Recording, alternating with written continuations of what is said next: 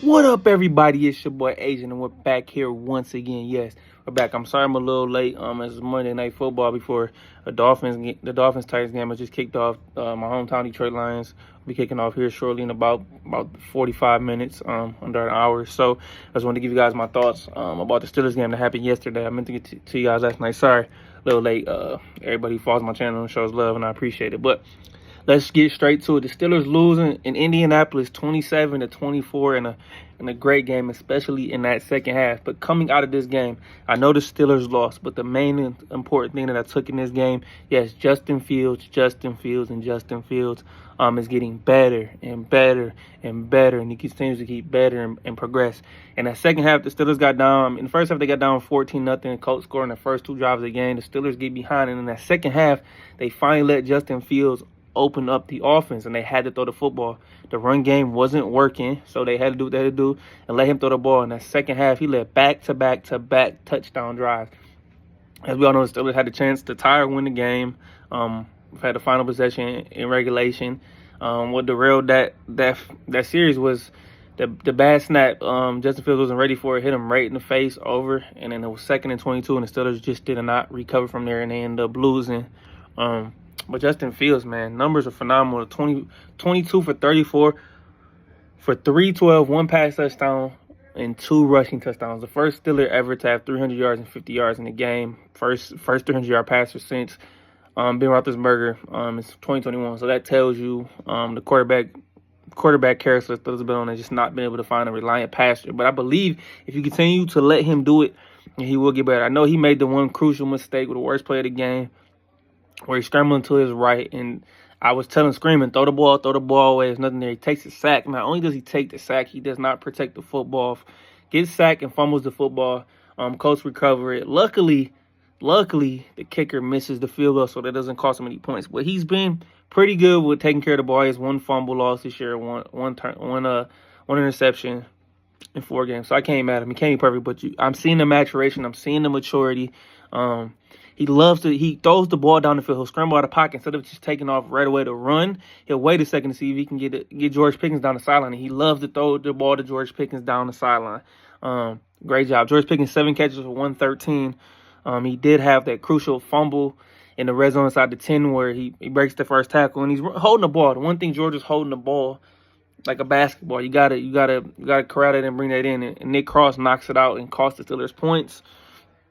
So other than that, George played well. He's playing good. He hasn't gotten the end zone yet this year, but he's going to find the end zone. Justin Fields, just like I said, he's throwing the ball down the middle of the football field. He was able to get Pat Freiermuth the football. Pat Freiermuth scores the only passing touchdown of the game. So that I can't be mad about it for him. That he's finding guys. Move had 5 for 57 in the touchdown. George 7 for 113, and that's pretty much it. Darnell Washington had 2 for 31. He had a great play on catching a short pass on the right sideline. He runs down the sideline, hurdles a guy, gets 15 yards. They need to find a way to get him the ball more. Well, Calvin Austin had 1 for 17.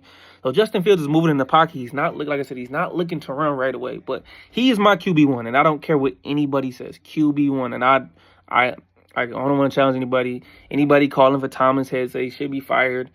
Be fired. The Steelers just made mistakes, and they got behind early in this game. Like I said, the beginning of the game, first 2 drives, Colts score. Joey Porter misses a pick that it should have been picked off. He goes for it. Michael Pittman catches it. That should have been a pick right there. Then the Steelers end up knocking Anthony Richardson out in the middle of that second series. He doesn't come back, and Joe Flacco plays the rest of that game. Yes. We did not do a good job defensively stopping the Colts. Michael Pittman 6 for 113. Josh Downs 8 for 82. He had a touchdown on 3rd and goal where I thought the Steelers were going to get off the field and hold him to a field goal. And the defense just let us down today, man. They didn't play well in this game, and that's okay. The offense picked it up, but the defense just did not have enough. Shane Steichen has figured out the Steelers defense. I don't know what it is, but he just has our number right now. So it's tough to say. Patrick Queen didn't play well. Joey Porter didn't have his best game. And once again, TJ Watt was getting held, and they weren't calling it, as we know. So defensively, just did not do a good job. We got 2 sacks, one by Ogunjobi, one by Hayward, and Beanie Bishop, and Ogunjobi had combined for a half sack. So just not as much pressure from the defense line. We got ran on early in this game. Like I said, Patrick Queen was bad in coverage this game. So just some things to clean up. They had a terrible call in that second half. Joe Flacco throws the ball down to the left sideline. Minka Fitzpatrick, he hits A.D. Mitchell, but he lets loose a little bit. You want to make sure he doesn't complete it. It was nothing vicious, nothing malicious, nothing harmful. What the refs caught a personal foul necessary roughness that leads to a Colts field goal. Just some of these mistakes is biting the Steelers. Second drive of the game, Steelers are driving. They're gonna at least get a field goal attempt by Boswell. Spencer Anderson takes a personal foul. That's huge. Knocks us out of field goal range. Just things like that. I know, listen, the stories, we're banged up right now. James Daniels goes out in this game, early in this game, and it's been diagnosed this morning that he has a torn Achilles, which is huge because we're already without our other guard, our left guard, Isaac Seumalo, who's out with a strained pec right now. Hopefully he'll be back soon. Maybe if not this week, next week, but hopefully we get him back. So now we throw Spencer Anderson and Mason McCormick in. You already have Troy Fatanu out. Nate Herbig's out for the whole year. So it's just injuries on this offensive line, but nobody's gonna feel bad for us. Nobody's gonna feel sorry for us. So we just continue to do what we gotta do on defense. I just think the defense had a bad game. The offense tried to bail them out, but it was too late. One guy I want to give credit was Deshaun Elliott. He was all over the field. 12 total tackles, 8 solo tackles. He forced the former Anthony Richardson, which I thought the Steelers were going to be able to come. But this man's been playing with his hair on fire. A great pickup by this team defensively. So I want to give a shout out there. Great job. Van Jefferson's been doing a great job offensively blocking, but as like I said, these injuries are catching up with this. But they've got to make do with it, and it is what it is. And like I said, nobody's gonna feel sorry for us, man. So we got to make the plays early. Can't get behind 14-0. And it kind of felt like they played a little looser when they got behind, but just finishing some of these drives, like I said, with the 2 turnovers. Turnovers are going to be a story of this game. 2 turnovers got them beat, and they didn't play well. Najee didn't play well, obviously, running back wise. And that reminds me of another thing: more injuries on the offensive line. Cordell Patterson, he has 6 carries for 43 yards. He was moving the ball. He gets hurts his ankles, out for the rest of the game. Don't know how serious it is. And then it's just Najee Harris, 13 carries for 19 yards. He did have 3 catches for 54 yards, a big 32-yard gain. And then after he gets hurt, after Cordell Patterson gets hurt, the only other guy we have is Aaron Shampkin. He has 1 carry for 5 yards. So we'll know more about the status of Cordell Patterson coming in Tuesday, Mike Tomlin's usual press conference, and the status of Jalen Warren, if he'll be back. We'll see what happens. These injuries are catching up, but it's a game I feel like the Steelers should have had. They didn't win.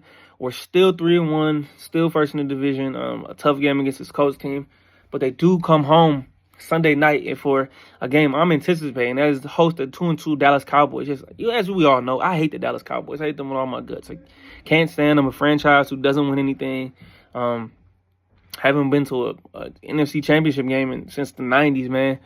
So it's just a team it's built off hype. You know how it is. They're a big brand, but this is going to be a hugely watched game on Sunday Night Football with Chris Collinsworth on ABC, Mike Tirico calling the game. And I expect the Steelers to have a bounce-back game, man. I definitely expect them to have a bounce-back game.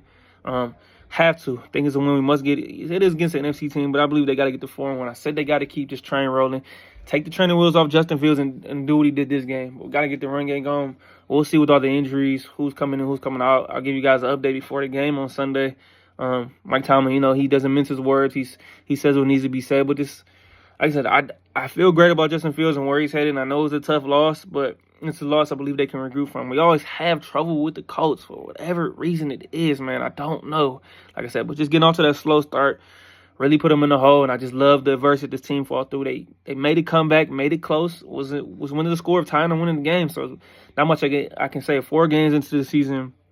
Still got 13 games to go, but 3-1 after 4 games, nothing can rest. It can be cleaned up. It's the mistakes that got them beat, and that's the most important thing. It's not like this Colts team super outplayed them. Joe Flacco, I knew coming in, he's a savvy leader. He's a vet. He knows how to get things done. Luckily, to get that last possession before he did, Jonathan Taylor does get hurt. He's had 21 carries for 88 yards. Anthony Richardson was running those early before he knocked him out of the game. So, got to clean it up. I know our run defense is a lot better than that. We'll have to do it. We're coming up against a Dallas team who's not a great running football team. It's going to be all on Dak's shoulders. So we'll see what happens. I'll give you guys more thoughts before that game. But I just want to give you my thoughts on what I thought. 3-1. We're still leading the division, even though Baltimore's playing better. They thrashed Buffalo last night. Cincinnati gets a big win on the road at Carolina. Cleveland continues to struggle. I think they're done for. Deshaun Watson is a joke. They don't have the offensive firepower to do it right now. Nick Chubb's still out. So we'll see what happens. But all in all, in a good spot. not gonna overreact and get too upset about it, but we are on the move and we're gonna win these games. Let's get it. Steelers Nation, here we go. Hey, don't forget to like, subscribe, love my channel. I appreciate our love and support. It's your boy Agent. Enjoy your Monday Night Football. We're coming up on week 5 soon. So, hey, everybody have a good day. Peace.